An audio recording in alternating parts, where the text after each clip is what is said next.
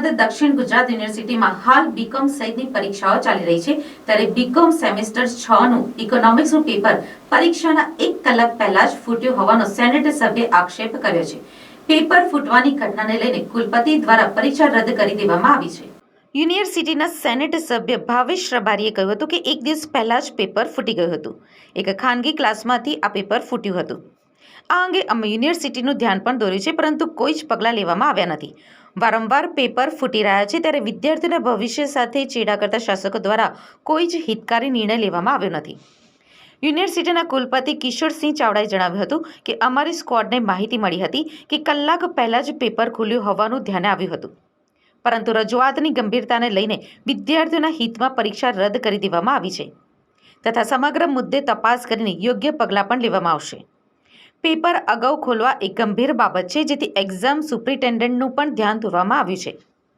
યુનિવર્સિટીના વિદ્યાર્થીએ કહ્યું હતું કે આ પેપર ફૂટી ગયું હતું। વિદ્યાર્થીઓએ જ પ્રોફેસરને જાણ કરી હતી પરંતુ તેમ છતાં કોઈ જ પગલાં લેવામાં આવ્યા નથી। अभी आज हम लोग एग्ज़ाम दे रहे थे, उसमें से हाफ पेपर सबका हो गया था, हाफ पेपर पूरा लिख दिया था। तभी प्रिंसिपल आके अचानक बोलता है कि आपका पेपर सबका रद्द किया है। अभी हम लोग आर्ट्स वाले हैं, इतना लेंथी पेपर आता है कि मतलब लिखने में भी देर लगती है और वो ऊपर से वो लोग आधा हो चुका था फिर आके बोलते हैं कि अभी रद्द हो गया। अगर पहले से बोला होता ना तो हम लोग आते ही नहीं कि मतलब कुछ पहले से पता होगा तो फिर हम लोग आते ही नहीं ना। हम लोग कितने दूर दूर से आते हैं बस ऑटो ट्रैवल करके और वहाँ पे इधर आके फिर पता चलता है कि एग्ज़ाम कैंसिल हो गई है तो फिर हम सब गर्ल्स को कितना मतलब सफ़र करना पड़ता है उसकी वजह से।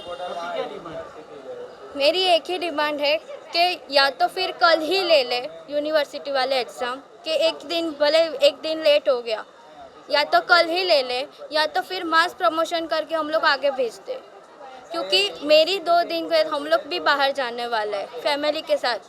अभी उनकी वजह से हम लोग भी सफ़र करेंगे, एग्ज़ाम की वजह से हम लोग भी नहीं जा पाएंगे।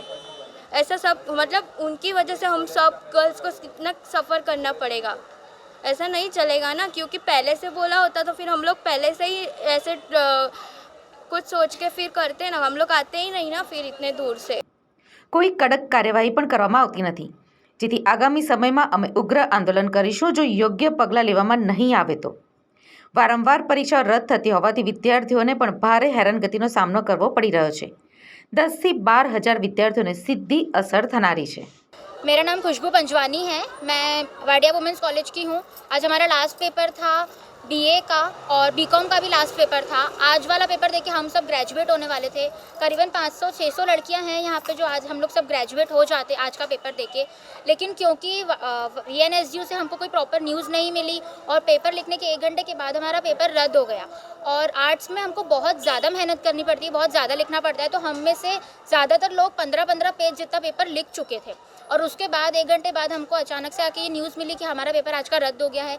तो हमारी आज पेपर लिखने की भी पूरी मेहनत गई और हमने जो पढ़ाई की थी वो भी पूरी मेहनत गई और अब आगे हमारा पेपर कब होगा हमको वो भी कोई इन्फॉर्मेशन नहीं दी गई है।